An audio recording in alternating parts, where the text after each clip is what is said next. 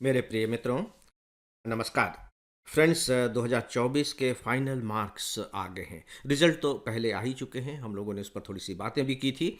लेकिन अब मैं फाइनल जो मार्क्स आए हैं उन मार्क्स को आधार बनाकर इस रूप में बातचीत करने जा रहा हूं कि अब आगे की रणनीति आपकी क्या होनी चाहिए। आगे की रणनीति यानी कि सन 2025 की रणनीति, यानी कि वह रणनीति जिसमें अभी आप एपियर होने जा रहे हैं। अब 25 मई को आप प्री देंगे, उसमें सफल होंगे तो फिर आप मेंस में एपियर होंगे। तो इनकी रणनीति आपकी क्या होनी चाहिए। देखिए, यहाँ मैं एक बात आप सबसे ज़रूर कहना चाहूँगा कि जब भी हम कोई बड़ा काम करते हैं तो हमें उसके लिए एक नीति बनानी पड़ती है, एक टारगेट तो बनाना ही पड़ता है। अगर हम सिविल सर्विस एग्जामिनेशन की दृष्टि से बात करें तो डेफिनेटली हमें कोई ना कोई टारगेट तो डिसाइड करना ही पड़ेगा अपने लिए कि मुझे कम से कम इतने मार्क्स तो लाने ही चाहिए।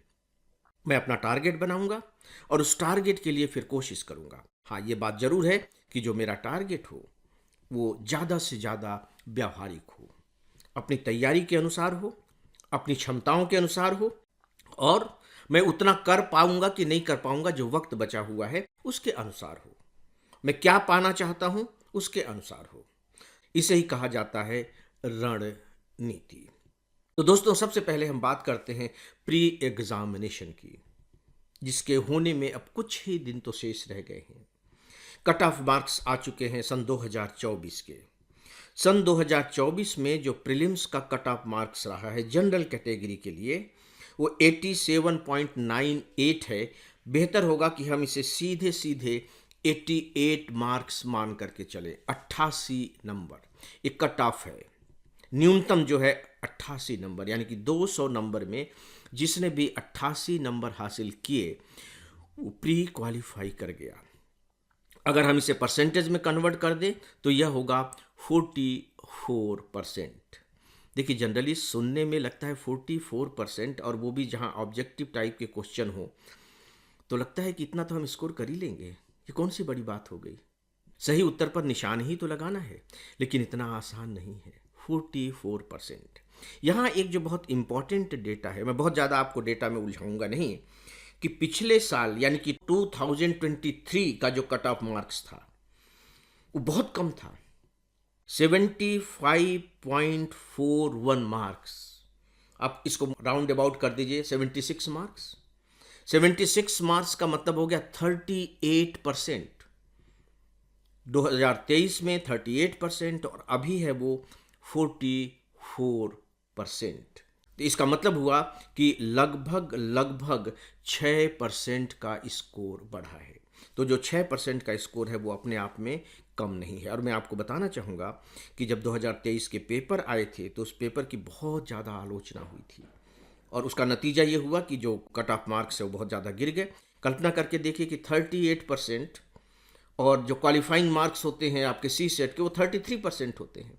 क्वालिफाइंग 33% है और जिसमें आपको स्कोर करना है उसके कट ऑफ मार्क्स 38% है। तो अपने आप में सच पूछिए तो ये इस बात को दिखाता है, दर्शाता है कि जो पेपर तैयार किए गए हैं वो सेम प्लेइंग फील्ड के पेपर नहीं हैं। किसी एक पर्टिकुलर वर्ग को उससे बहुत ज़्यादा फायदा मिला होगा। खैर, हम उस पर नहीं जाते। ये मैंने आपको जनरल कैटेगरी के बारे में बताए हैं। दोस्तों, जो दूसरी कैटेगरीज हैं जैसे EWS, OBC, SC, ST और इसके बाद दिव्यांग, उनके मार्क्स अलग अलग हैं। लेकिन यहाँ मैं आपको बताना चाहूँगा खासकर जो SC तक के ग्रुप के लोग हैं उनके मार्क्स में कोई बहुत ज़्यादा फर्क नहीं है कट ऑफ मार्क्स में। हाँ, ST का जो कट ऑफ मार्क्स है वो कम जरूर है, वो है 74.23। जो SC है वो 79, मैं एग्जैक्ट नहीं बता रहा हूँ, 79। OBC का तो है 87.28, 87.28, और जनरल का है 87.98, बराबर बराबर ही मान लीजिए। और EWS का है 86 के आसपास मोटे तौर पर। आप देखिए कि खासकर जो रिजर्व ग्रुप हम जिसे कहते हैं वहाँ के मार्क्स में कोई बहुत ज़्यादा फर्क नहीं रह गया है। इसका मतलब है कि जो रिजर्व कैटेगरी के स्टूडेंट हैं वे भी काफ़ी अच्छा कर रहे हैं, और ये बहुत खुशी की बात है। कम से कम इंटेलिजेंसिया के मामले में वे दूसरों से कम तो नहीं है। फ्रेंड्स, एक सूचना है, AFIS का एक मोबाइल ऐप है, इस पर आपको आईएएस की तैयारी के लिए रोजाना 10 न्यूज़पेपर्स के चुने हुए एडिटोरियल कमेंट्स और आर्टिकल्स पढ़ने को मिलेंगे। आप इस पर करेंट अफेयर्स पर बेस्ड मेरा डेली ऑडियो लेक्चर भी सुन सकेंगे, और इसके अलावा आपको और भी बहुत कुछ मिलेगा, वह भी सब कुछ फ्री। तो आप बिना देरी किए इस ऐप को एंड्रॉयड या अपने एप्पल डिवाइस पर इंस्टॉल कर लें। दोस्तों, अब सवाल ये उठता है कि इन मार्क्स को देखते हुए 2025 में आपका टारगेट क्या होना चाहिए। देखिए, जो इजाफा हुआ है वो काफ़ी हुआ है। मोटे तौर पर कह लीजिए कि 75 मार्क्स बढ़ करके 88 मार्क्स में कन्वर्ट हो गए हैं। टोटल की बात मैं कर रहा हूँ। 88 मार्क्स, 44%। तो इस बार आपका लक्ष्य क्या होना चाहिए? मिनिमम 45% तो आपको रखना ही चाहिए।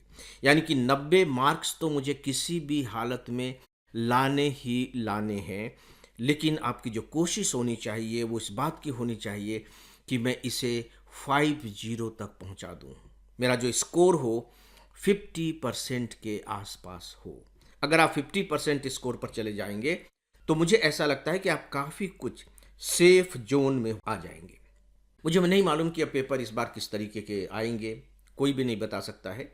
लेकिन यूपीएससी अपनी तरफ से एक सैद्धांतिक रूप से कुछ न कुछ निर्णय लेती है कि पेपर को थोड़ा और सरल कर दिया जाए ताकि स्कोर बढ़ें। क्योंकि यूपीएससी को भी लगता होगा ना कि 44% का स्कोर करने वाला स्टूडेंट अगर आईएएस बन रहा है, इसका मतलब है कि पेपर टफ तो है। तो अगर पेपर टफ है तो इसका अर्थ ये हुआ कि जो थोड़े से भी सामान्य स्तर के स्टूडेंट हैं वो प्री लेवल पर ही बाहर हो जाएंगे। जो सही एग्जामिनेशन है वो तो देखिए मेंस ही है। प्री तो एक प्रकार से एंट्री टिकट की तरह होता है कि भाई ठीक है, आपको मेंस में बैठने की अनुमति मिल गई है। तो मुझे ऐसा लगता है कि जो प्री के पेपर हैं उन्हें आसान बनाया जाना चाहिए। अब इतना भी आसान नहीं कि कोई भी कर ले, लेकिन उसका जो लेवल होना चाहिए मीडियम के आसपास ही होना चाहिए। चूँकि मैं इस थ्योरी को लेकर के चल रहा हूँ, इसीलिए जो मैं आपको टारगेट बताना चाहूँगा वह होगा 50% के आसपास का स्कोर। मैं आपको विश्वास दिलाता हूँ दोस्तों कि अगर आपने अपने पढ़ाई के तरीके को बेहतर कर लिया तो ये बहुत मुश्किल काम नहीं होगा। इसके लिए जो एक मंत्र हो सकता है, अब जितने दिन बचे हुए हैं उसको देखते हुए, वह रिवीजन रिवीजन एंड रिवीजन का मंत्र हो सकता है। आप जितना ज़्यादा रिवाइज करेंगे अपने पढ़े हुए को, आप में भ्रमित होने की जो आशंकाएं हैं उतनी ही कम रह जाएंगी। और जितना आप कम भ्रम में पड़ेंगे, मान करके चलिए कि उतने ही अधिक आपके उत्तर सही हो सकेंगे। Revision revision and revision. यहाँ मैं अपने ऑनलाइन कोर्स के स्टूडेंट को विशेष रूप से कहना चाहूँगा कि फ्रेंड्स, हम लोगों ने आपको जो नोट्स प्रोवाइड किए हैं वो बिल्कुल अलग किस्म के नोट्स हैं। वो पॉइंटर्स के नोट्स हैं। उसमें जितने भी महत्वपूर्ण तथ्य हैं उन पॉइंट्स में शामिल किए गए हैं। हो सकता है कि पॉइंट्स वाले ज्यों के त्यों न पूछे जाएं, लेकिन उससे जो आपको सबसे बड़ी सहायता मिलेगी वो ये है कि अगर आप उन तथ्यों को जानते हैं तो वहाँ अनुमान लगाने की जो आपकी क्षमता है वो कई गुना ज़्यादा बढ़ जाएगी, क्योंकि आपको बहुत से तथ्य मालूम हैं। तो बहुत से तथ्य जब मालूम होते हैं तो उसके आधार पर आप कह सकते हैं कि नहीं ये नहीं होगा, नहीं यह नहीं होगा, नहीं यह नहीं होगा, तो ये होगा। और ये बहुत चमत्कार का काम करता है। इसे आप एक सामान्य प्रक्रिया मत समझिए, ये बहुत बड़ी प्रक्रिया है। तो मैं अपने ऑनलाइन स्टूडेंट से स्पेशली कहना चाहूँगा कि जो आपको पॉइंटर्स प्रोवाइड किए गए हैं उन्हें आप बार बार रिवाइज करते जाएं। और फिर आपने अपने जो नोट्स बनाए हैं, जो भी आपकी अपनी तैयारी का पैटर्न है, डेफिनेटली आप उसे करें। उसके बारे में यहाँ कोई प्रतिबंध नहीं है, लेकिन पॉइंटर्स की आप उपेक्षा मत करें। अभी हम लोगों की रवि राज से बात हुई, जो 182 रैंक के स्टूडेंट रहे हैं और हमारे ऑनलाइन के स्टूडेंट रहे हैं। कल हम लोगों ने उनसे बात की थी और वो जो प्रोग्राम है वो यूट्यूब पर, AFEIS के यूट्यूब प्लेटफॉर्म पर अवेलेबल है। आप चाहें तो उसे सुन सकते हैं और मुझे लगता है कि उसे आपको सुनना चाहिए। उसमें से हो सकता है कि कुछ तथ्य आपको अपने लिए मिल जाएं। बहुत अच्छी बातचीत रही है। उसमें उन्होंने इन पॉइंटर्स की विशेषता बताई है और उन्होंने कहा है कि रिवाइज करने के मामले में ये अपने आप में बहुत ही विशिष्ट है। उन्होंने अपने शब्दों में कहा होगा, लेकिन मैं अपनी तरफ से जो बात कह रहा हूँ अर्थ निकाल करके, उनके कहने का आशय यही था। लेकिन मैं चाहूँगा कि आप प्लीज़, अगर आपने सीधे सीधे जुड़ करके लाइव में यह प्रोग्राम नहीं देखा हो तो वो यूट्यूब पर अवेलेबल है, आप उसे ज़रूर देखें। दोस्तों, इसके बाद जो मेंस का कट ऑफ रहा है वो रहा है 729, 729 विदाउट इंटरव्यू। मेंस का कट ऑफ मैं बता रहा हूँ। 2023 में ये ज़्यादा था, ये था 741, 741। यानी कि 2024 की तुलना में 2023 में 12 नंबर अधिक कट ऑफ था। जो फाइनल सिलेक्शन हुआ है इस बार हुआ है 947, 947। 2023 में जो फाइनल सिलेक्शन हुआ था वह था 953। यहाँ आपको बहुत कुछ अंतर दिखाई नहीं देगा, केवल 6 मार्क्स का डिफरेंस है।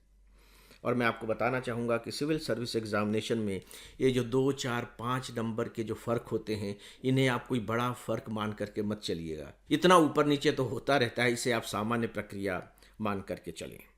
दोस्तों, मैं अभी आपसे मेंस पर बात करने नहीं जा रहा हूँ क्योंकि चीज़ें थोड़ी सी भारी हो जाएंगी। बेहतर होगा कि हम अपनी बातचीत को प्री तक सीमित रखें।